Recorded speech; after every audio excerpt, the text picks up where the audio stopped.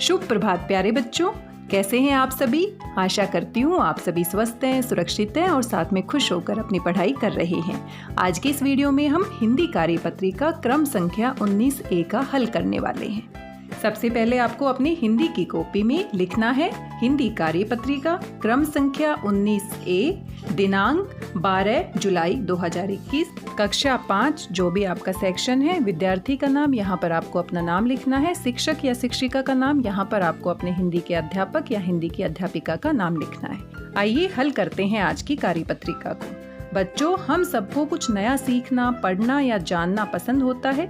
जैसे किसी को नए खेल सीखना, किसी को नए नृत्य सीखना, तो किसी को नई किताबें पढ़ना। और जब हम कुछ नया करते हैं तो हम उसे बार बार दोहराकर स्थायी करते हैं। स्थायी यानी पक्का करना। आज भी हम कुछ ऐसा ही मजेदार करेंगे। जब हम कोई नया काम सीखते हैं, कुछ भी नया काम करते हैं, तो उसको बार बार दोहराना बहुत जरूरी होता है, क्योंकि बार बार दोहराते हैं तभी वो हमें पूरी तरह से पक्के रूप से याद हो पाता है।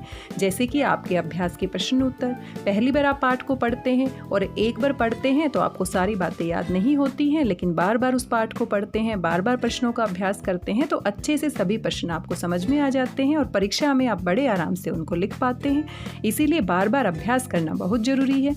आइए पहला प्रश्न देखते हैं। नीचे 2 पोटलियां दी गई हैं। पहली पोटली में जो शब्द है उनके अर्थ दूसरी पोटली में बंद है। क्या आप दोनों पोटलियों में से शब्दों के सही अर्थ खोज सकते हैं? अपनी कॉपी में एक बड़ी सी पोटली बनाकर उसमें शब्दों के सही अर्थ लिखिए। आपने अपनी कॉपी में 2 पोटलियां बनानी है। पहली पोटली में आपको शब्द लिख देने हैं और दूसरी पोटली में आपने क्या करना है, उनके अर्थों को लिखना है। और इस तरीके से आप एक बड़ी पोटली बनाएंगे और दोनों को एक साथ लिखेंगे।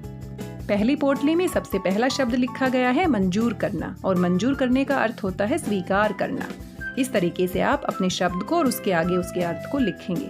चकित यानी हैरान होना, विजय यानी कि जीत, गंवाना यानी कि खो देना, खोना, सिल यानी कि एक तरह का पत्थर। एक तरह के पत्थर को हम सिल कहते हैं। इस तरीके से एक बड़ी पोटली आपको बनानी है, शब्द लिखना है उसी में और उसी के अंदर उसके अर्थ को उसके सामने लिखना है। आइए हमारा दूसरा प्रश्न देखते हैं। आइए आज हम अपना एक शब्दकोश बनाएं। शब्दकोश को इंग्लिश में डिक्शनरी कहते हैं और डिक्शनरी के बारे में तो आप बहुत अच्छे से जानते होंगे। हिंदी में उसी डिक्शनरी को शब्दकोश कहते हैं। जैसे इंग्लिश में अनेक शब्द होते हैं और उनके मीनिंग हम डिक्शनरी में देखते हैं, वैसे ही हिंदी का भी अपना एक शब्दकोश होता है, एक डिक्शनरी होती है। अपने नाम के हर अक्षर से एक शब्द लिखिए और उसके सामने उसका अर्थ। आप उसका एक चित्र भी बना सकते हैं। घर के बाकी सदस्यों के नाम से भी आप अपने शब्दकोश को बढ़ा सकते हैं। उदाहरण के लिए अगर किसी का नाम रमा है तो रमा का पहला अक्षर क्या है, र, और र से हमने एक शब्द बनाना है, जैसे कि रंगीन बन गया, और इसका अर्थ क्या होगा, रंग से भरा हुआ। और फिर उसका हम एक चित्र बना सकते हैं, रंग से भरा हुआ। आप यहाँ पर देख सकते हैं एक चित्र बनाया गया है।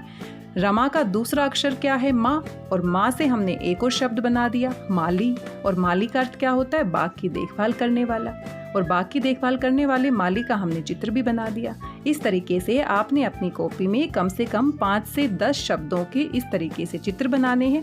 आप अपने नाम के साथ साथ अपने घर के सदस्यों के नाम भी ले सकते हैं।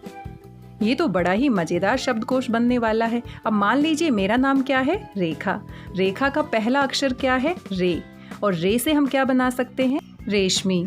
और रेशमी का अर्थ क्या होगा, रेशमी कपड़े का नाम है, एक प्रकार का कपड़ा होता है और उसका हम चित्र बना सकते हैं। कोई भी कपड़े का डिजाइन बनाकर जो रेशमी कपड़े का डिजाइन हम बना देंगे। मेरे नाम का दूसरा अक्षर क्या है, खा, और खा से बड़ा ही आसान, खाना।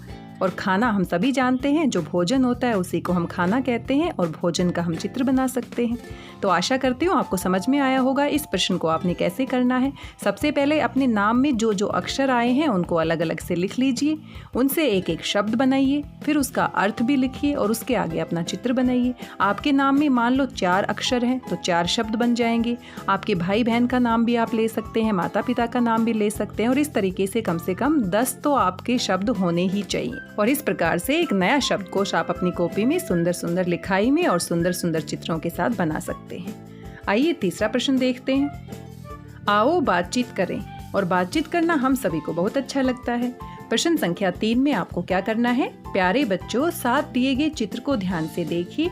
आपको क्या लगता है कि चित्र में दिख रहे व्यक्ति क्या बात कर रहे होंगे? अनुमान लगाकर उनके संवाद यानी बातचीत को जोर जोर से बोलिए और अपनी कॉपी में लिखिए। आपने इस चित्र को ध्यान से देखकर सोचना है कि इन दोनों के बीच में क्या बातचीत हो रही होगी। अब हर किसी बच्चे की अपनी कल्पना होती है, अपनी सोच होती है, तो हर किसी बच्चे का उत्तर अलग अलग होने वाला है। एक छोटा सा बच्चा एक बूढ़ी औरत के साथ पार्क में चल रहा है। आपके मन में क्या क्या विचार आ रहे हैं कि ये दोनों आपस में कैसी बातचीत कर रहे होंगे, उसी बातचीत को आपने अपनी कॉपी में लिखना है। मान लीजिए बच्चा पार्क में घूम रहा है और घूमते घूमते उसने एक बूढ़ी औरत को देखा। बच्चे ने बूढ़ी औरत की मदद करने के लिए कहा, दादी क्या मैं आपकी मदद कर दूं? फिर दादी कहती है, हाँ हाँ मुझे थोड़ा वहाँ तक पहुँचा दो। ठीक है दादी अम्मा, आप मेरा हाथ पकड़ लीजिए, मैं आपको सड़क के पार पहुँचा देता हूँ। दादी मुझे उस पार्क में जाना है।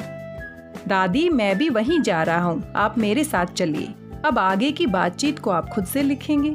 आगे वो दोनों क्या क्या बातचीत करते हैं, क्या क्या आपके मन में बातें आ रही हैं, उन्हीं को आपने इन दोनों की बातचीत के रूप में अपनी कॉपी में लिखना है।